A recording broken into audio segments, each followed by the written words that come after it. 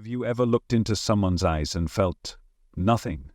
No presence, no realness, no spark of life looking back at you? Just a rehearsed expression, like a mask glued to an empty shell. It's unsettling, isn't it? And yet, there's a part of you that knows exactly what I'm talking about. You've felt it. That strange, hard-to-describe awareness that something's off. Maybe you told yourself you were being judgmental, or that you were imagining things. But what if you weren't? What if that feeling was your inner truth trying to speak, trying to warn you? Because here's a truth most people aren't ready to hear. Not everyone around you has a soul. That sink in. Not everyone walking this earth is like you. Some are hollow replicas, functional, intelligent, charming even, but devoid of the sacred essence that makes someone truly alive. They move, they speak, they smile, but underneath there is no depth, no divine spark, just programming. It's a controversial idea, one that has been whispered through the halls of Gnostic teachings, hidden in the veils of ancient mysticism, echoed in the eeriness of simulation theory, and hinted at in the quiet revelations of energy-sensitive souls like yourself. And it's time to talk about it. You're not crazy for feeling what you've felt. You've noticed certain people in your life who seem off, like actors reciting lines they never wrote. People who say all the right things, but leave you feeling energetically cold.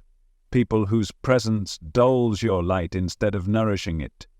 People who smile with their mouth, but never with their eyes. That discomfort isn't paranoia.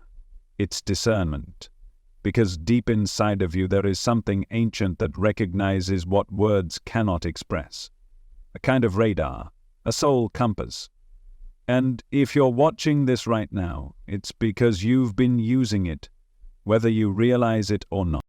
There are beings in this world who appear human, who function in society, who mimic emotion, but who are missing the one thing that separates the living from the merely animated, the presence of consciousness. Some spiritual teachings call them organic portals. Others describe them as non-player characters, NPCs in the grand simulation of reality. Gnostic traditions spoke of counterfeit spirits and empty vessels, seeded into the matrix of life by a false creator, a being they called the demiurge. To most people these ideas sound like myth, but to you they echo like memory. Because you've met them. They're in your workplace, in your friendships, in the crowds you pass every day. You can feel the difference even if you don't know how to name it. It's the way they never seem to wonder. The way they parrot the same surface-level concerns day after day. The way they avoid depth like it's something dangerous. The way their eyes glaze over when you speak from your soul. There's no curiosity in them, no awe, no sacred silence behind their gaze, just loops. You see, what defines a soul isn't the ability to talk about spirituality or play the part of a deep thinker. It's the presence of awareness, the sense of I am that lives behind the thoughts. It's what watches, what wonders, what weeps at the beauty of a sunset and trembles at the mystery of existence. It's what knows there's more than this world, even when it can't explain why. And that presence, but still observing ever-reaching presence, you have it. But not everyone does.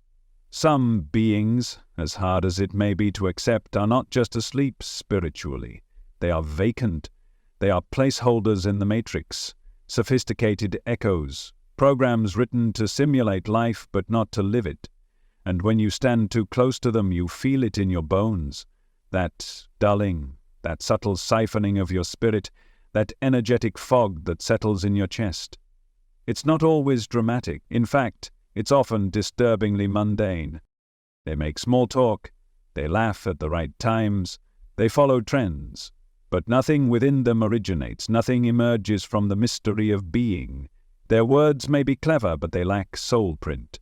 Their feelings may seem real, but they are simulations, reflections without a source. And here's the most dangerous part.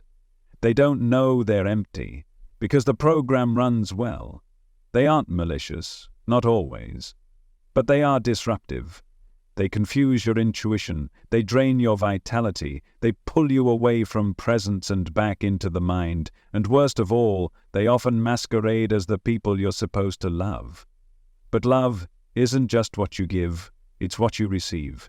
And with these beings it always feels one-sided, like pouring water into a cup with a hole at the bottom. This isn't about superiority, it's about awareness. Discernment isn't about ego, it's about energy. You're not better than them, but you are different. You are a soul in a world that often forgets what a soul even is. You're not meant to wake everyone up. Some aren't sleeping. They're simply not there. And if you try to save them, you'll drown. If you try to fill them, you'll empty yourself. If you keep insisting that there's more within them than what they're showing, you'll end up doubting what you know to be true, that some beings are actors in this great cosmic play, not co-authors of the script. So stop pretending they're like you. They're not.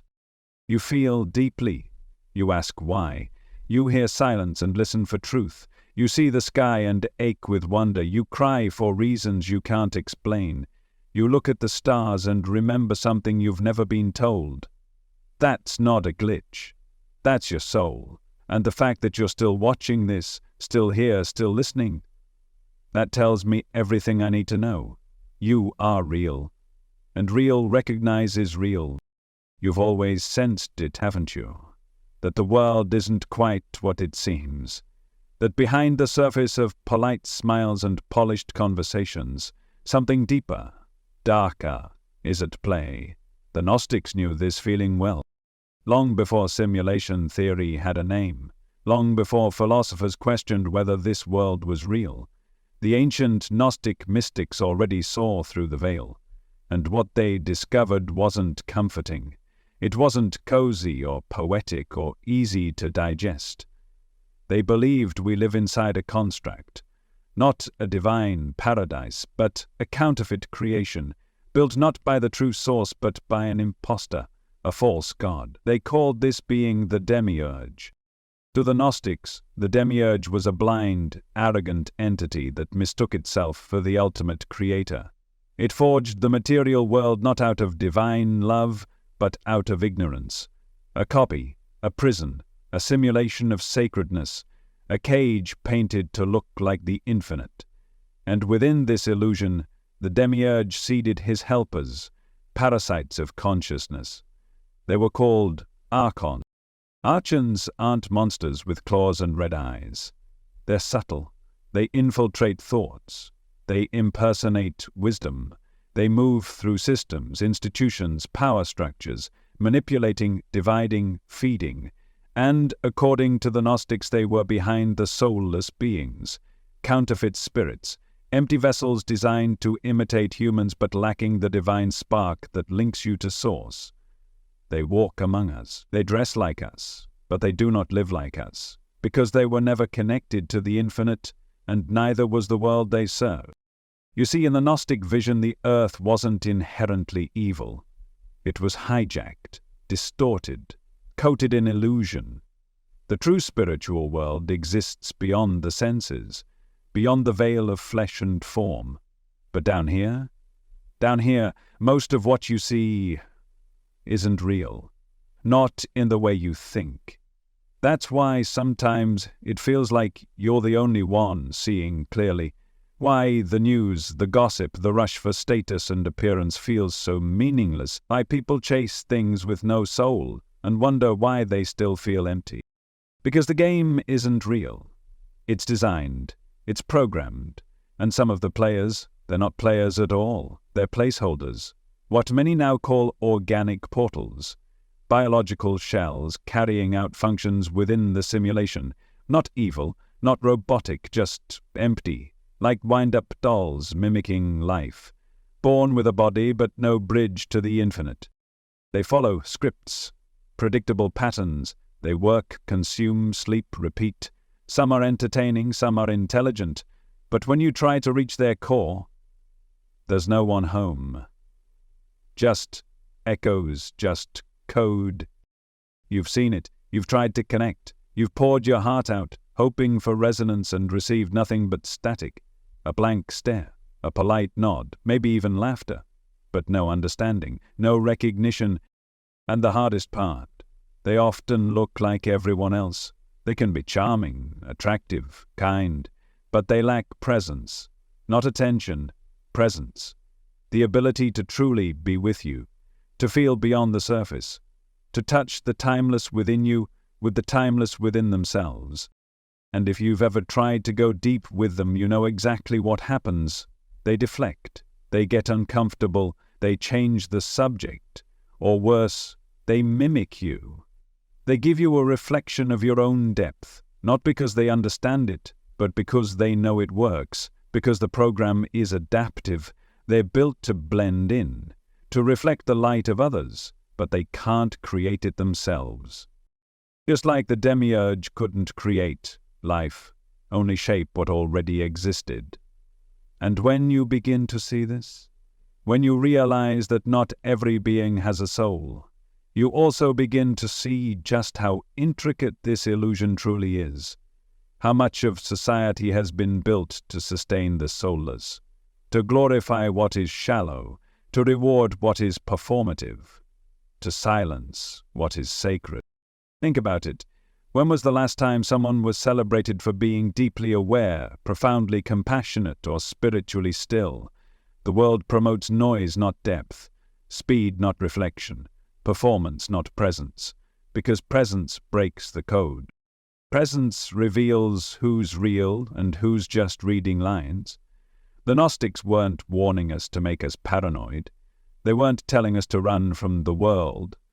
They were giving us a map, a decoder, a spiritual radar for a reality designed to keep you asleep.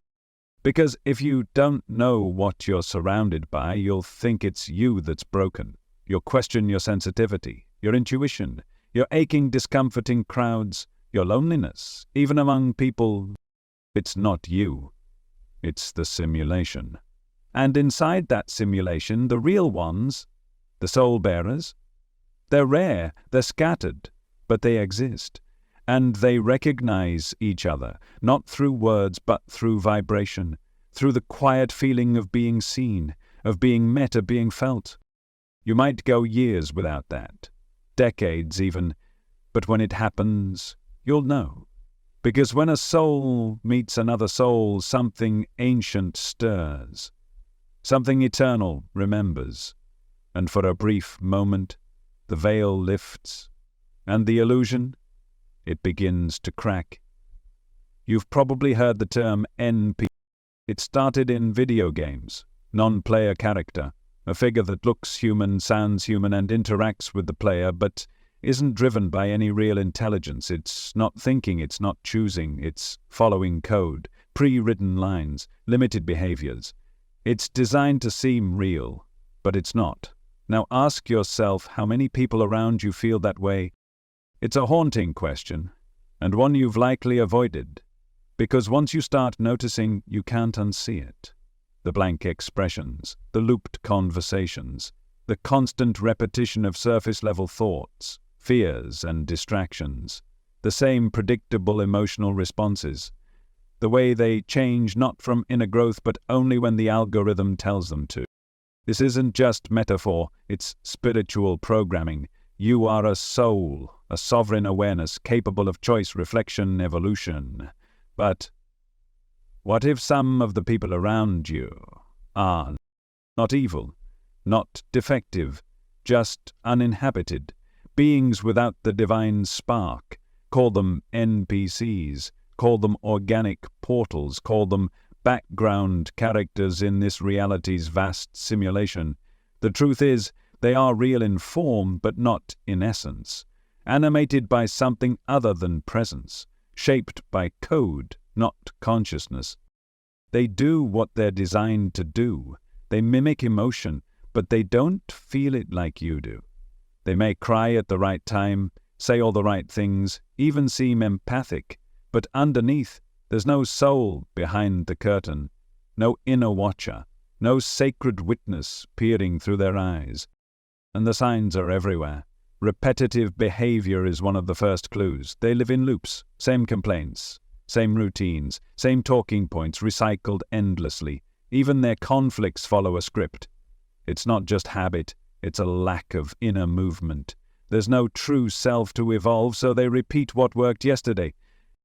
If you press deeper, you'll notice something strange. They mimic curiosity, but they never ask the real questions. They might be interested in facts, gossip, news, but not truth, never truth, because truth leads to awakening, and awakening requires a soul. You might talk to them about something profound, something that rocked your entire inner world, and they'll respond like you just told them the weather forecast. A blank nod, a delayed smile, a change of subject, and a quiet, creeping feeling inside you that says, they didn't feel that. Because they didn't. Their emotional range is borrowed, it's mirrored, not lived. You bring the depth, they reflect it, but it's not mutual. And when you spend time with them, really spend time, you'll feel it. That strange fatigue, that dulling of your light, that disconnection from your center, not because they attacked you, but because they drained you, without knowing, without trying. Because your energy is real, and theirs is simulated. They feed off your vitality, not like parasites in a horror movie, but like cold spaces drinking in warmth. Just by being near them, you unconsciously give. You reach for resonance. You pour presence into a hollow cup, and it leaves you tired, confused, disoriented. Sound familiar? It should, because you've likely encountered these beings without realizing it. A co-worker who always says the right things, but never seems to mean them. A friend who listens, but never remembers. A family member who plays their role perfectly, yet feels emotionally invisible. They fit in, they blend in, but they do not awaken. Because there's nothing to awaken. And here's the part that might hurt the most. You may have loved them deeply. You may have hoped, prayed, waited for them to see you, to meet you soul to soul. But no matter how much light you offered, they never stepped into it. Not because they're stubborn, because they're not there. You see, in a simulated reality, not all characters are created equal. Some are vessels for true awareness, souls on a journey. Others are constructs, projections, environment fillers designed to complete the illusion of a populated world. And while that sounds cold, it's not about judgment. It's about discernment. Because if you don't recognize the difference, you'll spend your life bleeding energy into black holes. You'll confuse mimicry with meaning. You'll keep waiting for a soul that isn't coming, and lose sight of your own in the process. The Matrix, as many have called it, isn't just a system of control. It's a structure of simulation, and simulation requires consistency, predictability, loop-based behavior. That's where the soulless beings come in. They keep the simulation running smoothly. They follow the rules, they reinforce the norms, they embody the scripts. And while some are charming, successful, even influential, they all serve one function: to maintain the illusion of reality. But you're not here to maintain it. You're here to see through it. You're the glitch, the anomaly, the soul that questions, that aches, that searches for something more. You don't loop, you evolve. You don't mimic, you feel. You don't just react, you observe.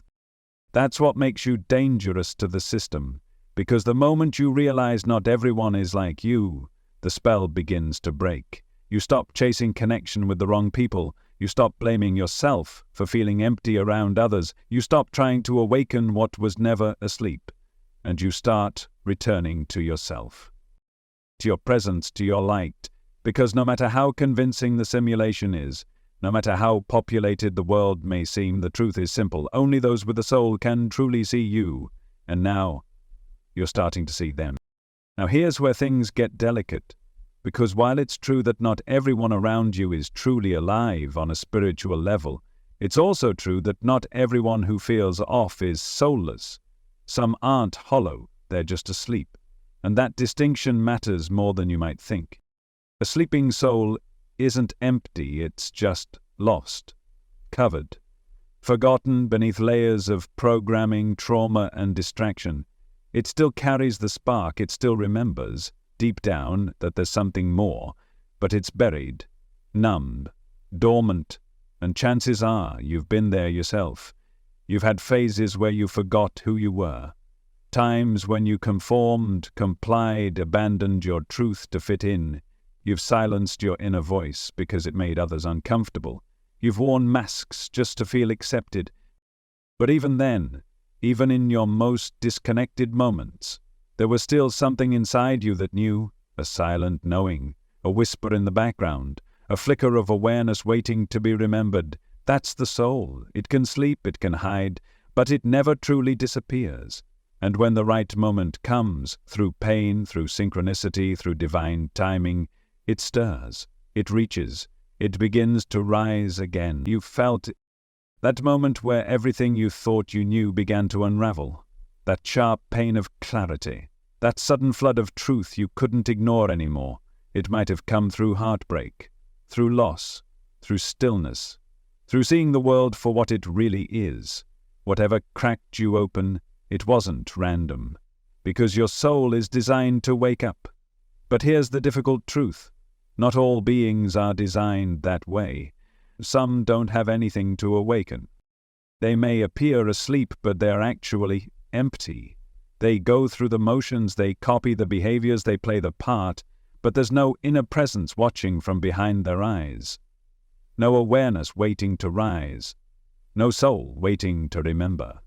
And if you confuse the two, sleeping souls and soulless beings, you'll end up in deep spiritual confusion. You might waste years trying to wake up someone who was never plugged into source to begin with. You'll pour love into the wrong direction. You'll speak depth into hollowness.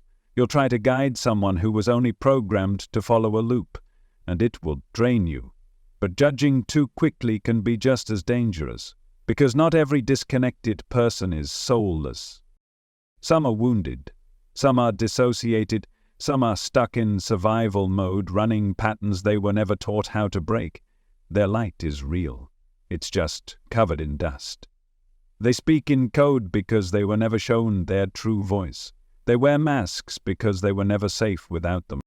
But if you sit with them long enough, listen deep enough, look beyond the programming, you might see the flicker, a crack in the armor, a glimpse of the soul beneath the noise. And that's when you know. They're not hollow. They're hiding. And that's a very different thing. You see, the world has trained us to judge by appearance, to assume that polish equals presence, that stillness equals vacancy, that eccentricity means someone is awake and normalcy means they're not. But the truth is subtler. A sleeping soul might be quiet, awkward, even seemingly shallow at first glance, but their eyes hold questions. Their pain has gravity. Their energy, though dim, responds when truth enters the room. That's the test. Does their soul respond to truth? Even if it's faint, even if it's slow, even if it's tangled in fear or resistance. If there's movement, there's life. But with the soulless, there's nothing. You could drop the deepest wisdom into the space between you, and it lands like a stone on concrete. No ripple, no response, no recognition, just polite mimicry or subtle deflection. A smile, a change of subject, a confused blink. Because the code can't compute what it was never programmed to understand. And this is why discernment is a spiritual necessity, not a luxury. Because your time here is precious. Your energy is sacred, your soul is on a mission, and not every interaction is meant to be a project. Not every disconnection is your responsibility to heal. Some are simply not yours to reach. But that doesn't mean you judge. It doesn't mean you walk through the world with arrogance or contempt. It doesn't mean you shame those who aren't awake. In fact, the more awake you become, the more compassion you carry. But not the kind of compassion that sacrifices your light to warm a void. The kind of compassion that recognizes what can be reached and what cannot. And from that place, you begin to choose more wisely. You begin to honor the difference between asleep and empty, between dormant and void, between a soul in pain and a shell in motion. You stop pouring into what doesn't pour back. You stop expecting connection where there's only reflection. You stop confusing noise for presence and performance for depth, and you start saving your sacred energy for those who are truly here. Because they exist, scattered across this strange world, hiding in plain sight, flickering like distant stars. Some are half awake, waiting for a voice like yours to remind them. Others are wide awake, waiting to meet you in the depths. But none of them are found by force. They are found through frequency. And when you learn to tell the difference, not through fear but through clarity, you finally step into the power of true spiritual discernment, and the world begins to look different, not darker, just more honest. Oh, how can you tell? How do you distinguish a soulless being from someone who's simply asleep, struggling, or emotionally guarded? It's not about snapping judgments or looking for flaws. It's about listening, not just with your ears, but with your energy, with your intuition, with the silent part of you that feels what words try to hide. The first clue is simple but profound. They lack awe. You know that feeling you get when you stand beneath a sky full of stars? When something ancient in you opens up, humbled by the vastness. That reverence, that sacred stillness, that moment when you remember there's more. They don't feel that. Soulless beings may marvel at things intellectually. They may admire beauty, but awe, the spiritual humility that comes from sensing the divine, is missing. It's like trying to explain the sacred to a machine. They might nod, they might say the right words, but there's no resonance. Because wonder doesn't come from intellect, it comes from presence. And when that presence is absent, you can feel it. They also struggle to show real emotion. Oh, they'll mimic it. They'll imitate concern, joy, sadness, but it's performative, flat, off. You'll notice it in their eyes, in the timing, in the subtle lag between your emotion and their response, like they're calculating the right thing to say rather than feeling it with you. They might cry in the appropriate moments. They might even comfort you, but it won't land. It won't connect. Their compassion is scripted, their warmth synthetic, because without a soul, empathy is just a function, not a frequency. You'll also notice a lack of curiosity. Not the kind that asks questions for the sake of sounding interested, but real curiosity. The kind that seeks to understand the essence of things. They won't ask why you think the way you do. They won't follow you into the deeper waters of thought. They might even seem bored by it. Not threatened, just uninterested. And it stings at first. Because you might take it personally. You might think you're being too deep, too intense, too much. But you're not. You're just speaking from your soul, and they don't know how to meet you there, because they've never been. And if you stay too long in their presence, you'll start to feel it in your body, the drain. Soulless beings pull energy, not because they're predators, but because they're hollow.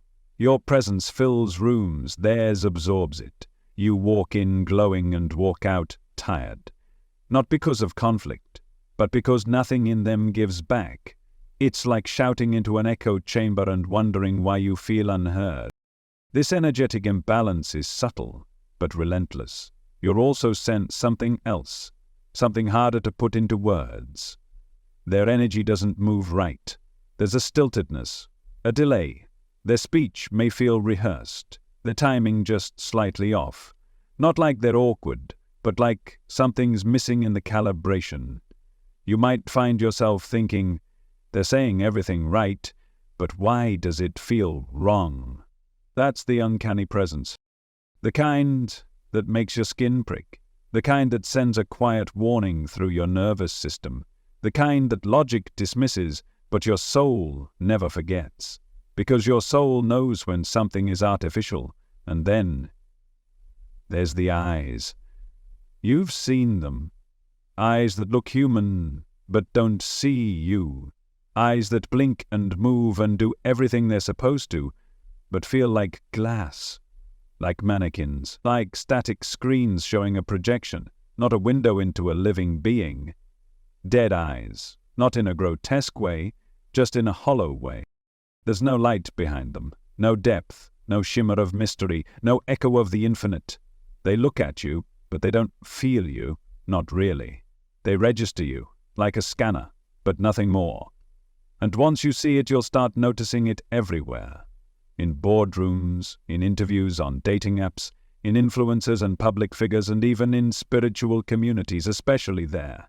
Because performance is the perfect hiding place for hollowness. And the more you refine your sight, the more clear it becomes. The world is full of people acting, but only a few are being. So what do you do with that? You honor it, not with judgment, not with superiority, but with boundaries. Because it's not your job to save a being that was never designed to awaken. It's not your purpose to fill what has no container. You protect your energy, you tune your frequency, you walk in your truth, not louder, but clearer. And in doing so, you begin to attract something different. Souls. Not copies, not simulations, not mirror beings who carry the same spark you do, who look at you and you feel it, that invisible handshake between spirits, that silent recognition, that weightless exhale that says, "You're real, I see you." And that's when you realize something powerful. The more you stop chasing the soulless, the more the soulful find you, not because they weren't there before, but because you were too distracted, too drained, too hopeful to notice. You were busy trying to ignite a fire in someone made of glass. But not anymore. Now, you see, and once you see, you don't go back. If it were easy to spot them, you wouldn't need discernment. But that's the thing. Soulless beings don't walk around announcing their hollowness. They don't look different, they don't act robotic. In fact, many are remarkably well adapted, charismatic, polished, even admired. Because the truth is, the more disconnected someone is from soul, the better they can play roles. Roles like the charming executive, the polished expert, the socially magnetic friend, the high-achieving perfectionist, the spiritual influencer who says all the right things, but whose energy leaves you feeling strangely flat. These beings are masters of psychological camouflage. They study the world like a stage. They analyze how people speak, what makes others feel comfortable, what earns admiration. Then they copy it perfectly, like code imitating connection. And if you're not paying attention, you'll be seduced by the costume. Because it's not always the awkward or dull person who lacks a soul. Sometimes it's the one everyone admires, the one who has it all together, the one whose words sound deep but whose presence feels cold, the one who can talk about God, love, and purpose but never makes you feel seen. You'll meet them in spiritual communities, in therapy offices, in leadership circles, because high status isn't proof of soul presence. It never has been. Presence isn't measured by credentials. It isn't found in eloquence or good branding. It's felt, quietly, unmistakably. It's the quality of awareness behind the words, not the words themselves. But these beings, they know how to copy the language of truth without carrying the frequency of it.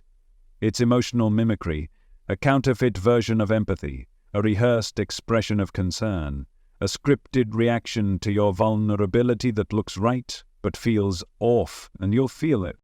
That pause that's a little too long, the response that's just a little too perfect, the timing that lacks heart, the eye contact that's intense but not intimate. It's not human resonance, it's behavioral strategy. Because for the soulless, emotion isn't experienced, it's studied, measured, mimicked, like software designed to pass as conscious.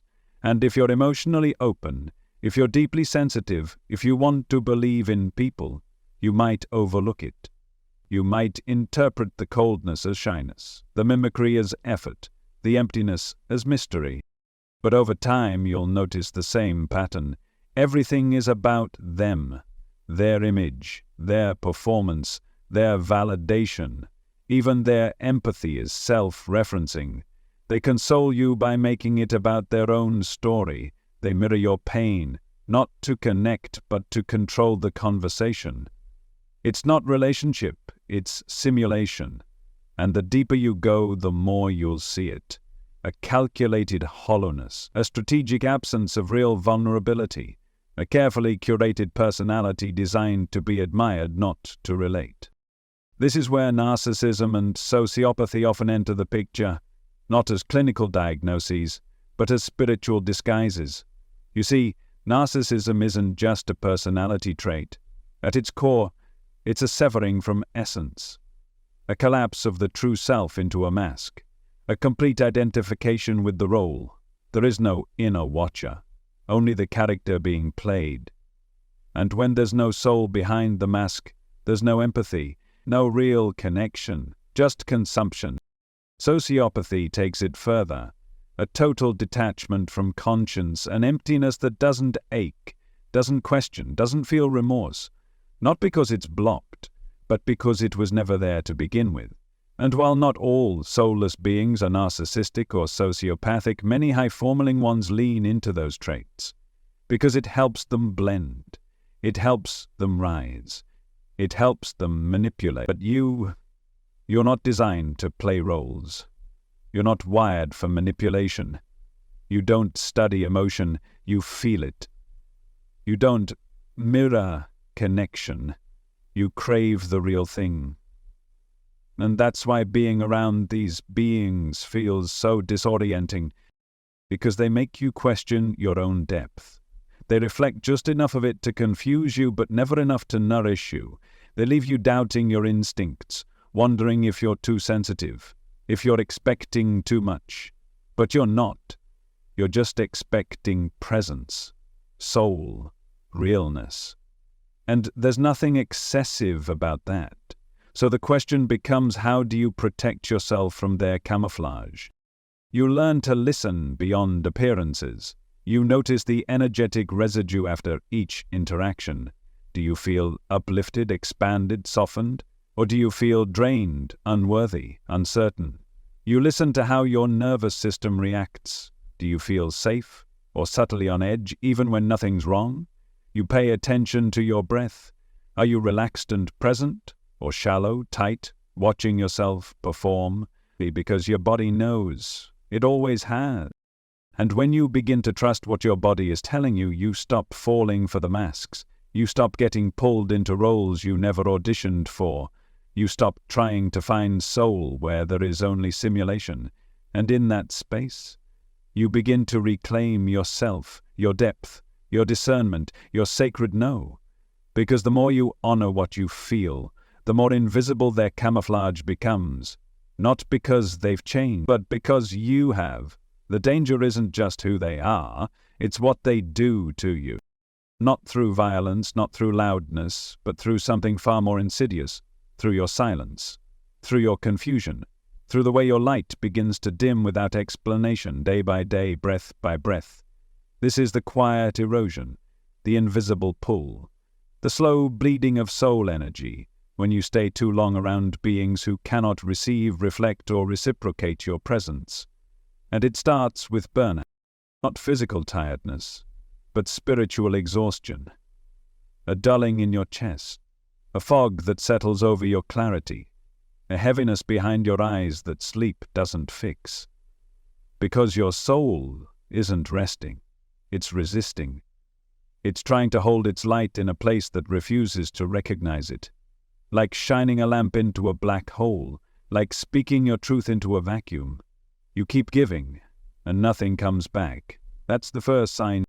Spiritual burnout doesn't come from doing too much. It comes from doing too much for those who were never meant to receive you.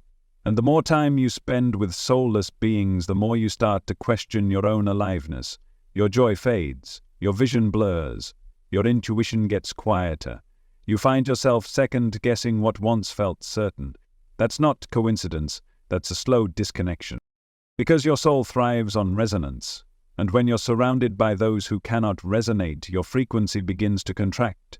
You adapt, you go numb, you stop bringing up certain thoughts, you silence your questions, you begin to feel like you're too much for the room or not enough, and eventually you start to feel invisible.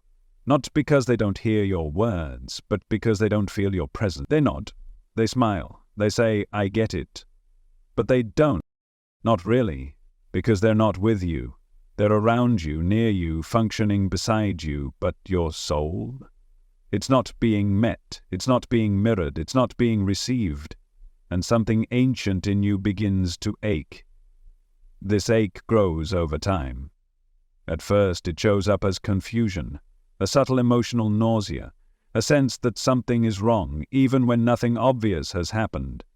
You might feel guilt for feeling distant or shame for wanting space. But that's not your soul turning away from love. That's your soul trying to return to itself. You see, when you're deeply empathetic, you naturally try to understand others. You interpret coldness as trauma.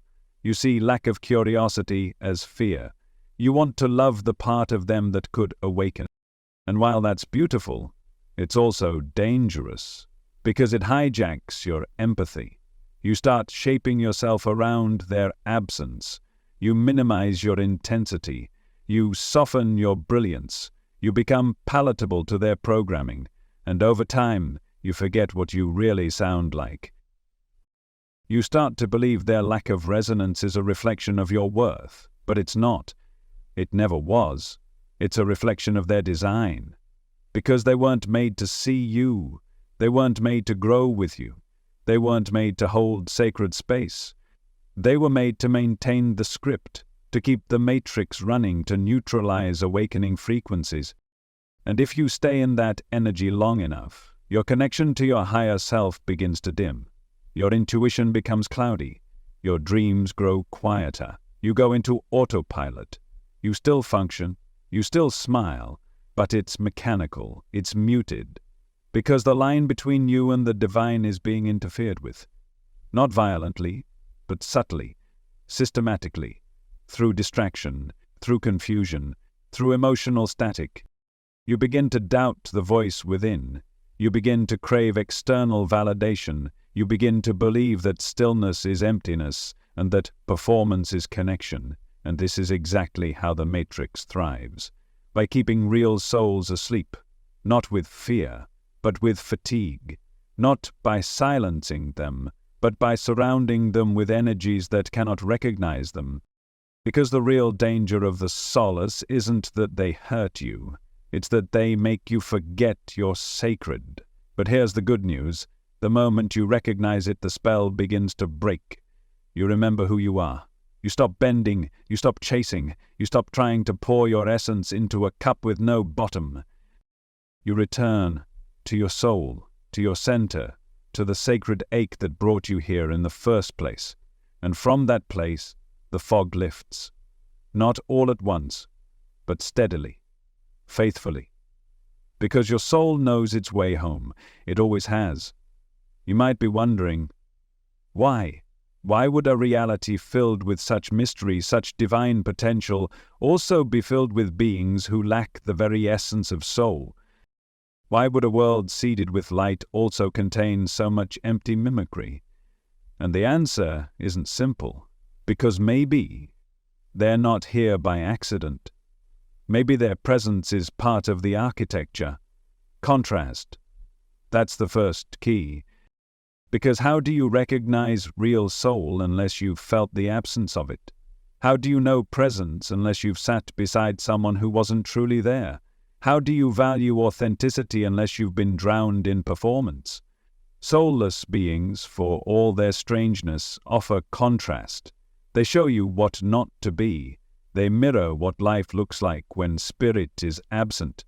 They become markers in the maze, a way for you to find your own frequency by seeing what doesn't resonate. In that way, they serve a purpose.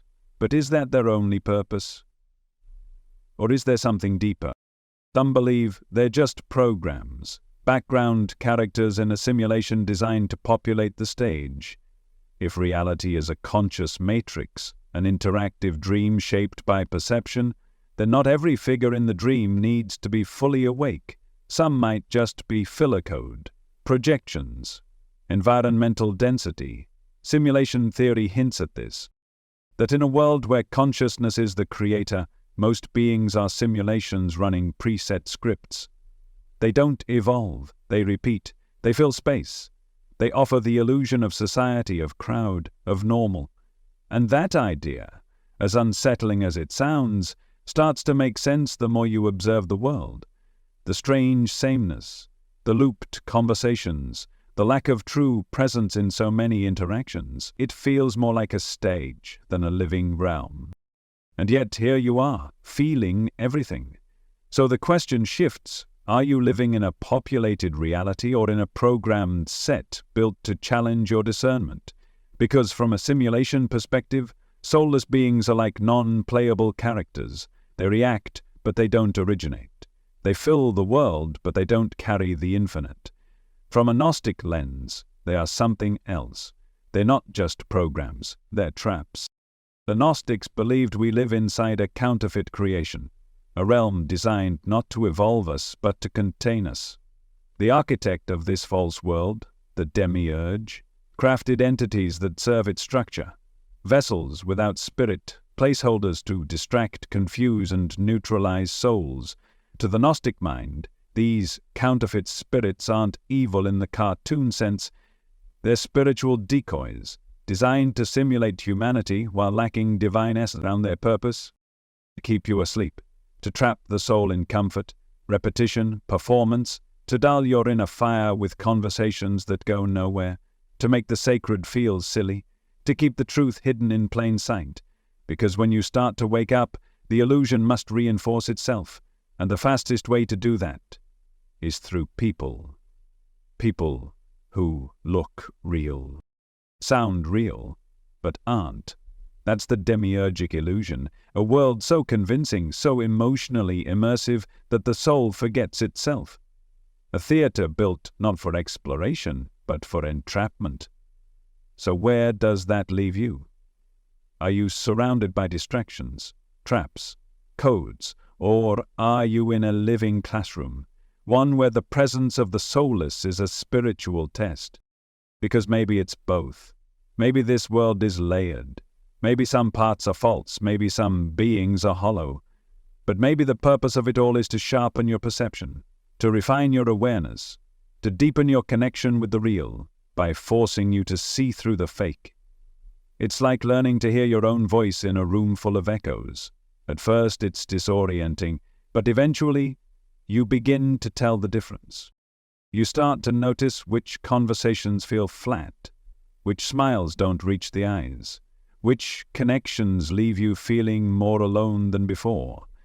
And that noticing, it's sacred.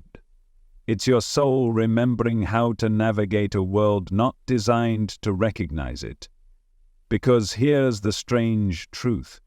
In a world full of emptiness, your awareness becomes the most powerful light. And every time you see through the false, you reclaim a piece of your own sovereignty. So whether these beings are programs, projections, or spiritual placeholders, one thing remains clear. You're not like them. You feel too deeply. You ask too many questions. You see too many layers. You can't just live on the surface. You were born to dive, and that's not a glitch. That's your purpose. To be real, in a world built on imitation. To remember, in a realm that thrives on forgetting. To carry the spark through the shadows, and as strange as it sounds, maybe the soulless beings are part of that journey. Not enemies, not villains, but tests. Mirrors that reflect what you are not so you can become what you truly are. And in that way, even they serve the light, without even knowing it. Now that you see the difference, how do you stay awake? How do you protect your soul in a world that seems designed to distract it?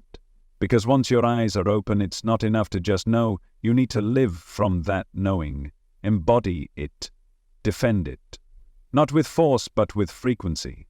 This begins with energy. Your energy is your most sacred resource, more than time, more than money, because where your energy goes, your soul follows. And when you're around soulless beings, your energy is the first thing they drain. So protect it. This doesn't mean living in fear, it means living in clarity. Start noticing where your light dims. Who leaves you feeling foggy, flat, confused? Who do you shrink around?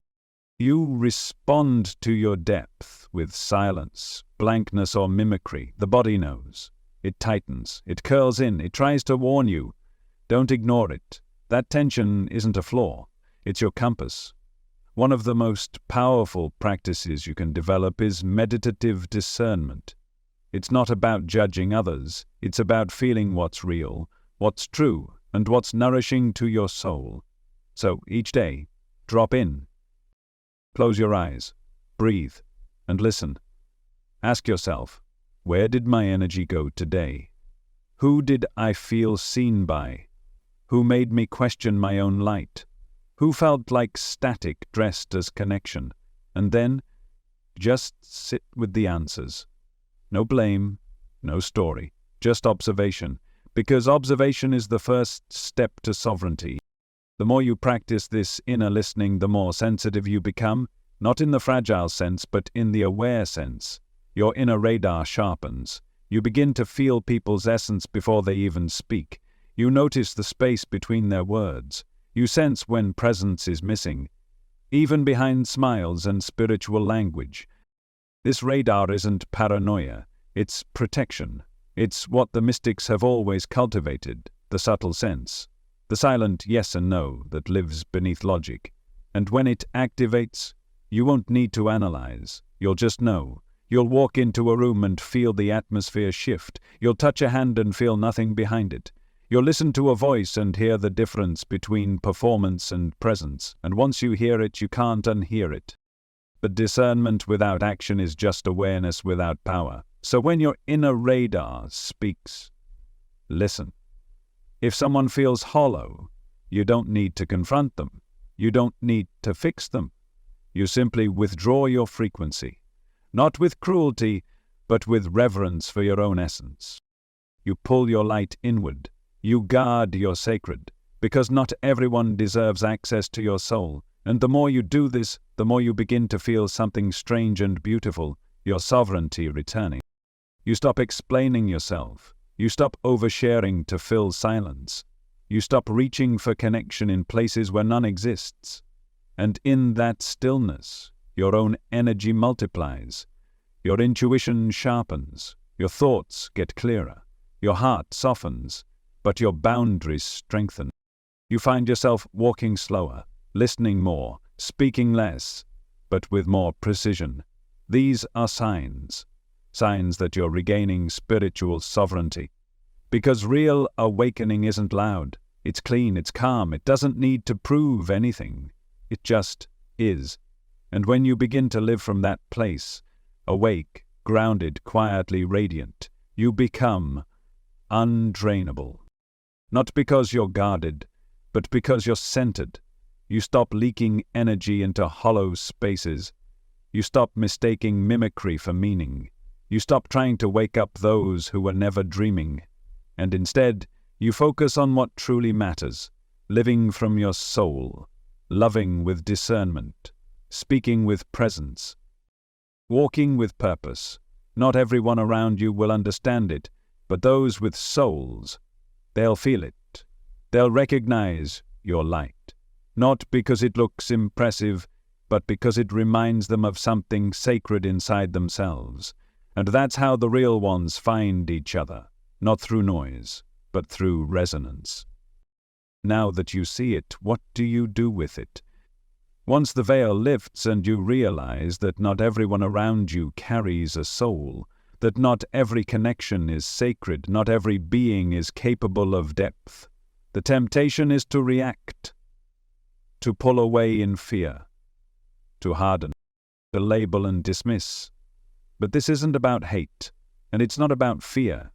It's about clarity, because the more awake you become, the more gently you begin to move through this world. You stop needing others to be anything other than what they are, even the soulless. You don't try to fix them. You don't try to expose them.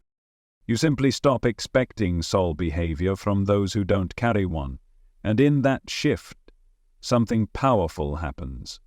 You gain peace, real peace, the kind that doesn't depend on others getting it, the kind that doesn't need to be understood, validated, or received by everyone. The kind that arises when you finally allow the world to be what it is, without losing your center in the process. This is what it means to practice loving detachment. It doesn't mean you stop caring. It means you stop sacrificing your truth for connection. You stop pouring your heart into hollow vessels hoping they'll one day wake up and meet you there. Because that's not compassion. That's confusion. Real compassion recognizes limitation without judgment. It sees the absence without personalizing it. It understands that not all beings are here for the same purpose. Some are reflections, some are catalysts, some are tests, and some are just noise in the background of your soul's unfolding. And when you come into alignment with this truth, you stop trying to save everyone. You let go of the exhausting mission to wake them up, because you realize if there is no soul to awaken, you are not helping, you are not uplifting, you are only delaying your own path. You are trying to teach music to a mirror.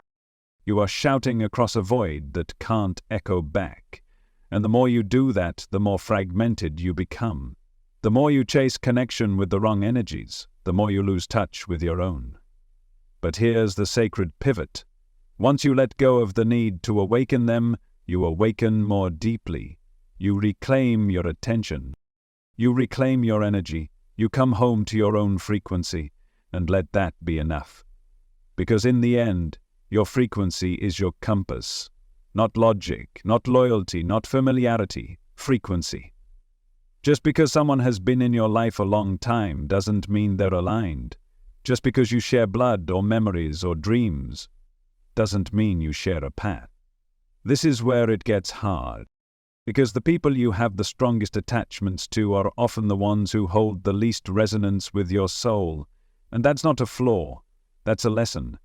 The lesson is this: familiarity is not the same as alignment. History is not the same as presence. And proximity does not equal soul connection. You're allowed to choose frequency over familiarity. You're allowed to walk away without apology. You're allowed to release relationships that drain your light, not with blame, but with love. Quiet, grounded love that honors what was and releases what is no longer in resonance. Because when you let go of what doesn't meet you, you make space for what does. You make space for real soul family, for people who feel like home, for eyes that see you without effort, for conversations that nourish instead of deplete, for relationships that don't ask you to dim, shrink, or pretend. But none of that comes until you release the need to awaken those who were never built to wake. And that's not cruelty, that's clarity. That's sovereignty. That's the beginning of true freedom. So, you move through the world now, not with suspicion, not with bitterness, but with discernment anchored in peace. You feel what's real, you bless what isn't, and you keep walking. Not away from them, but toward yourself. You've always felt it, haven't you? That quiet distance, that subtle ache, that sense of watching the world from just outside the glass, like you were here, but not of here, like you were tuned to a different frequency that no one else seemed to hear. You feel different because you are. Not better, not superior, just awake in a world that was never designed to reflect your light, a soul in a place built mostly of shadows, and that difference, it's not dysfunction, it's design. You were never meant to fit in. You weren't made for the noise, for the surface, for the endless looping performance of modern life.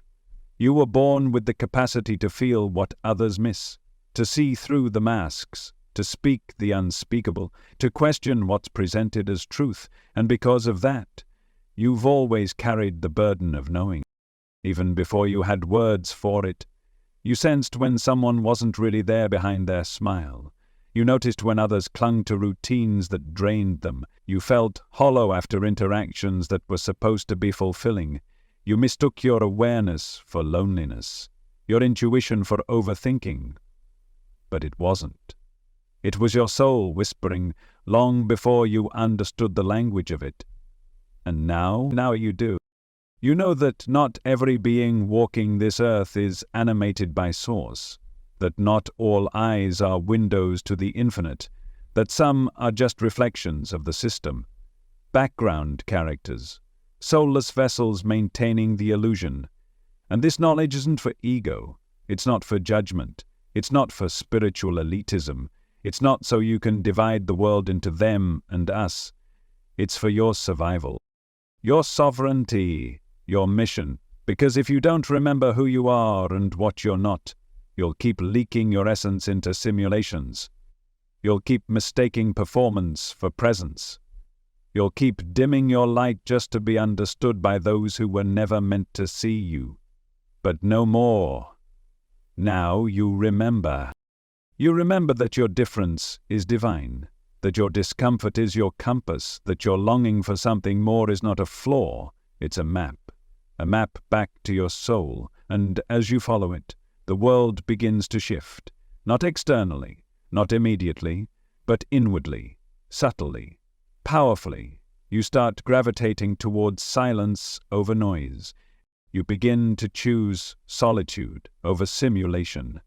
You become more selective with your energy, not because you're guarded, but because you're precious. You walk into a room not looking for validation, but radiating from your center, anchored, whole. And the more you stay awake, the more you notice the others, the real ones, the souls. They're quiet at first, hidden, careful, but they're there. In the eyes that light up when you speak your truth. In the conversations that feel like ceremony, in the embrace that doesn't need words. In the presence that expands you rather than drains you. These are your reflections, your soul family, your silent allies scattered across the illusion, and you find them not by effort, but by frequency. So, stay vigilant, not in fear, in truth. Keep your eyes open, not to judge, but to see. Stay connected, not to the noise, but to the source inside you, that place that never wavers, that inner light that remains untouched, no matter how dark the world may seem. Because when you're connected to that, nothing can fool you. No mask can seduce you, no emptiness can drain you. You move with quiet power, you speak with gentle fire. You radiate a presence that exposes the artificial without saying a word. You become a lighthouse. Not for everyone, but for the ones who are meant to find you. And in the end, that's the only way we win, not by fixing the matrix, but by remembering who we are within it. So, let them play their roles. Let the hollow echo their scripts. Let the system do what it does. You stay awake. You stay sovereign. You stay sacred. Because you weren't sent here to fit in. You were sent here to remember.